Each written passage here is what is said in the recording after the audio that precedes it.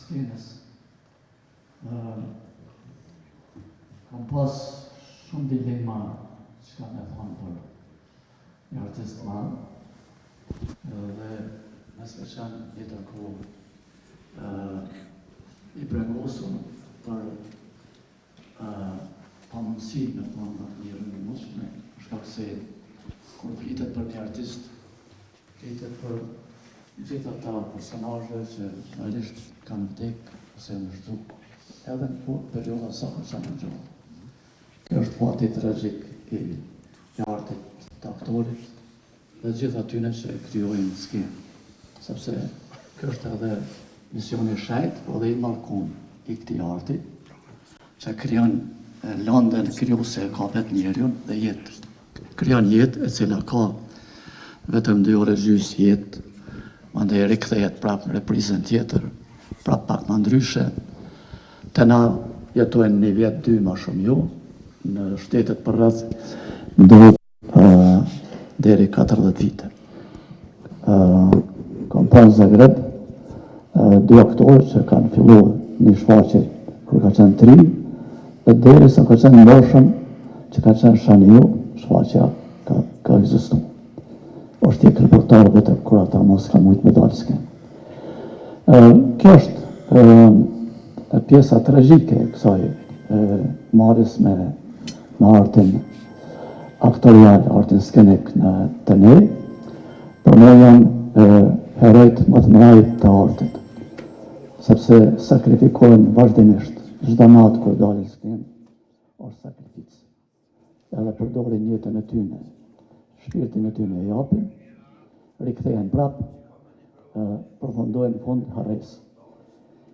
Shëgjone ka mundu me gjithë çka është e mundun për me dhënë një portret të Shani Pallaskës. Kur ka marrë në Prishtinë pas studimeve në Sarajevo, shfaqja ime e parë me pak aktor ka qenë Roja Shiut Ymer Shkrelit, cili ka punuar me Shani Pallaskën dhe Dibran Tahirin.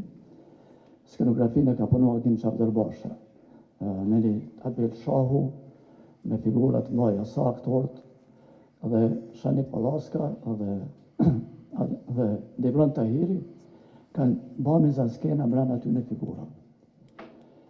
Fatkeqësisht shfaqja nuk është më e gjatë, kritika ose kohë e ka anatemuar si eksperiment që jashtë kësaj standardeve.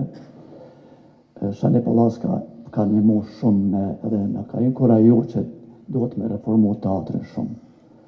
Na ka në një mënyrë kjo ka qenë komunikimi i parë me një shpirt madh artisti i cili ka qenë i gatshëm se dhe pjesë moshës tij me bë të pamundshmën edhe me mbështet inovacionet.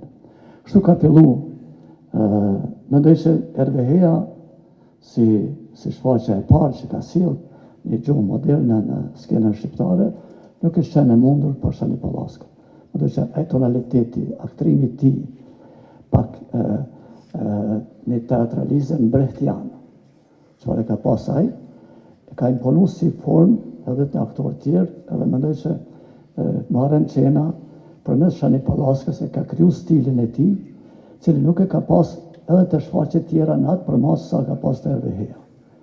Pastaj, kur ka ardhur Gjenerali i Ushtrisë vdekur, piromani i një regjisor i cili nuk është çu për inovacione të mëdha në Shqipëri, ka bërë në Kosovë shfaqjen më inovative në atë kohë në Ballkan. Mendoj që qasja që ka pas Shani Pallaska ndaj personazhit generalit, mënyra se si ka qasë ai, ka qenë imponuese. Nuk ka pas regjisor që ka mujt me përballu imponimin stilistik të ligjërimit të skenik.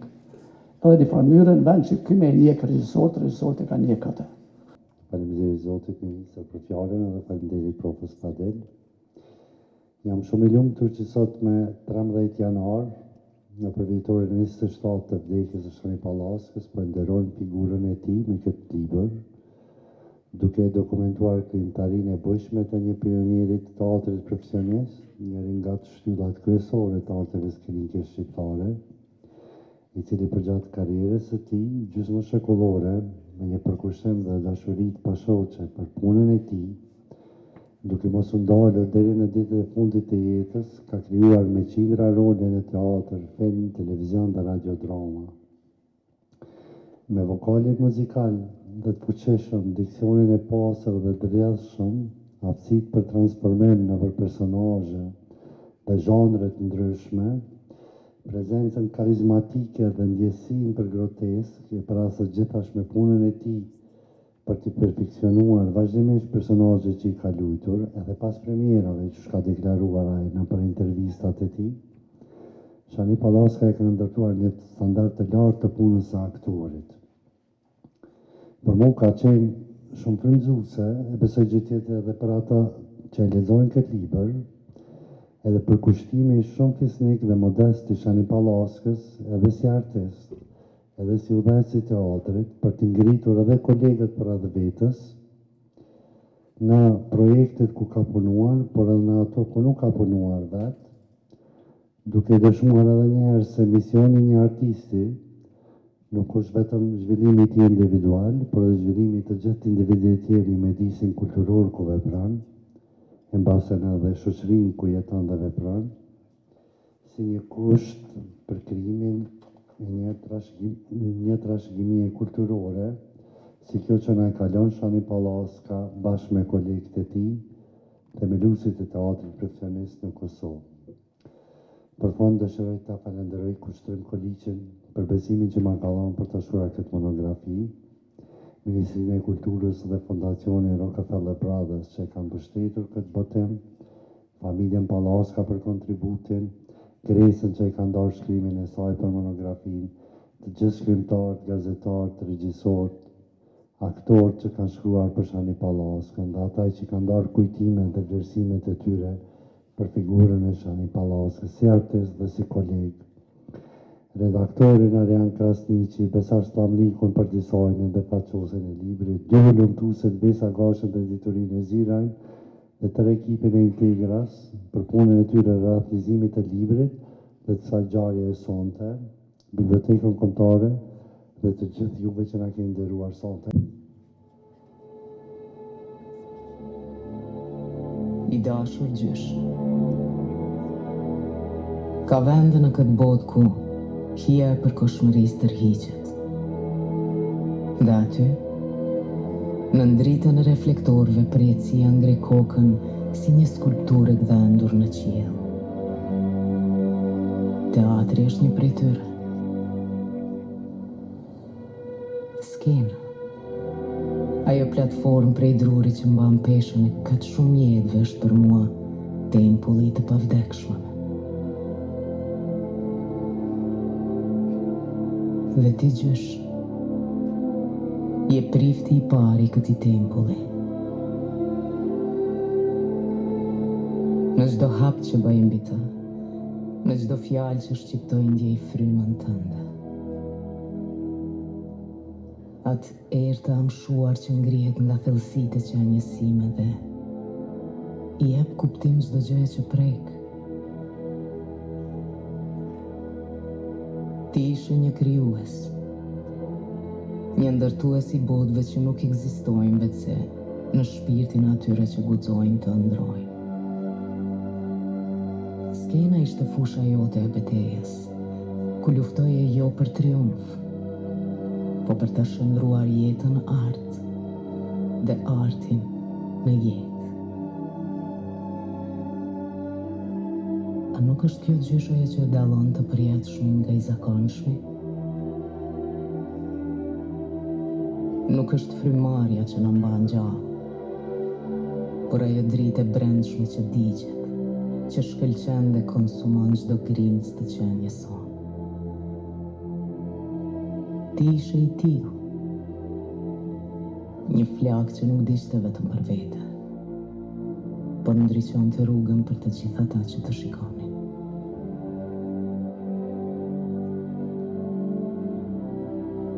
Skena ishte hapësira ku ti përkufizoje vetën. Ishte altari yt, vendi ku perëndit dhe njerëzit bashkoheshin përmes fjalëve. Në çdo rol që luaja ishte sikur një perëndi e re të lindte. Dhe përmes saj, ne kuptonim diçka për veten tonë. Sot, unë jam një pasardhëse e përullur e këtij tempulli. Unë ngjitem në skenë jo për gjetur veten, po për gjetur ty gjysh. Sepse ti je atje. Në çdo dridhje të reflektorëve, në çdo tingull të duartrokitjeve, në çdo rrahje zemre të publikut që na shikon.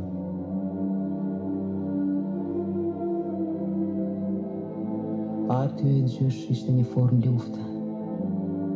Një betejë për kuptim në një botë që shpesh refuzon ta kuptoj vetveten.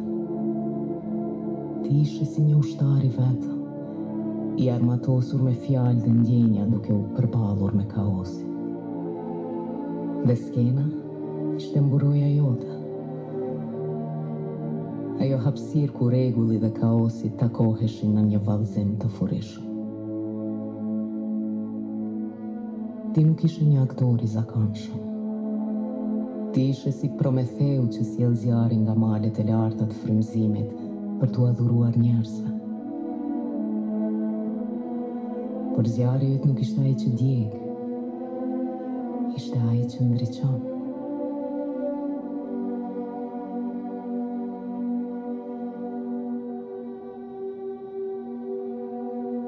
Të gjithë jemi të dënuar të zhdukemi, por ata që krijojnë, ata që ndajnë një pjesë të shpirtit të tyre me botën e te i kalojnë këtë dënim.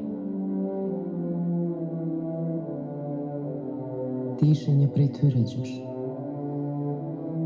Kur ngjiteshe në skenë nuk ishe vetëm një aktor, ishe një monument i gjallë. Një shenjë që njeriu mund ta mposhtë vdekjen përmes artit. Dhe sot, unë qëndroj mbi skenë me bindjen e plotë se çdo rol që luaj, çdo fjalë që shqiptoj është një akt rezistence kundër harresës. Kur dritat e reflektorëve bien mbi mua, më duket sikur po përqafoj dritën tënde. Kur duartrokitjet mbushin ajrin, më duket sikur ato janë duartrokitje për ty gjysh. Dhe kur heshtja rikthehet, atëherë ndjej më shumë se kur praninë tënde. Ti je aty, në atë heshtje, duke më kujtuar se artisti nuk është vetëm një vegël në duart e përjetësisë. Ne nuk krijojmë për vete, ne krijojmë për botën, për ata që na dëgjojnë dhe ata që kur nuk do të na dëgjojnë. Dhe sot, kur unë flas e di se ti po më dëgjon gjysh. Je ti ai që më mësove të shoh për te i rolit, për te i fjalëve, për te i skenës, për te i trupit, për te i qiellit.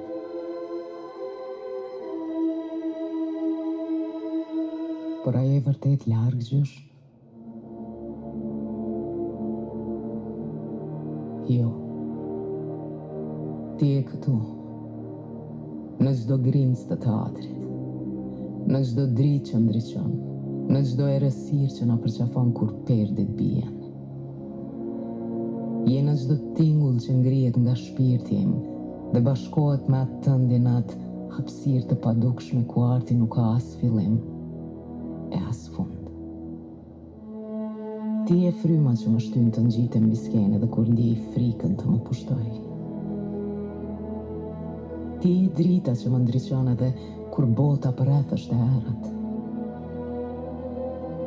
Ti je ai flakadan që kur nuk shuhet. E i kujtim që as koha nuk mund ta fshijë. Dhe kështu gjysh. Unë premtoj të mbaj gjallë zjarrin që ti ndeze dikur.